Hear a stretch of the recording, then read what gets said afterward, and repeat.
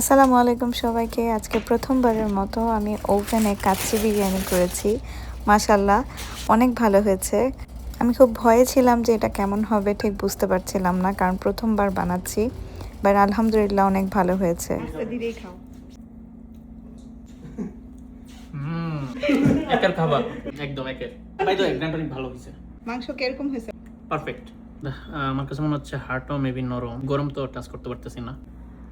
এখানে আমি 2 কেজি মাংস নিয়েছি, তার সাথে আদা রসুন বাটা, রাঁধুনি কাচ্চি বিরিয়ানি মশলা 4 চা চামচ, সাথে যে গরম মশলার প্যাকেটটা থাকে সেটা পুরোটা, ধনিয়ার গুঁড়া, জয়ফল জত্রির গুঁড়া, দুধ, লেবুর রস, লবণ, এসব ভালো মতো মেখে আমি সারা রাত ম্যারিনেট করে রেখেছিলাম।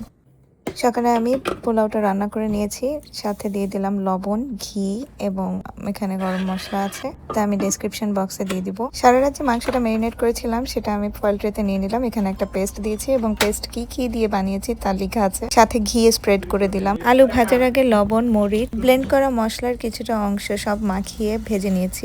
খুব বেশি ভাজার দরকার নেই, গোল্ডেন ব্রাউন হওয়ার পরে আমি এখানে তুলে নিয়েছি।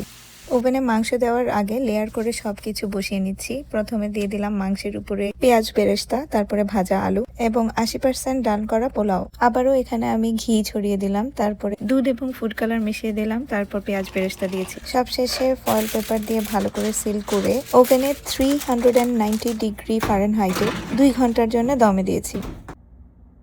আলহামদুলিল্লাহ অনেক ঝরঝরে হয়েছে। আশ্চর্যজনক যে আপনার চালগুলো একটুও গলে যাবে না, বরং মাংসটা নরম হয়ে গলে যায়। আপনারা ট্রাই করে আমাকে জানাবেন কেমন হয়েছে। Thank you.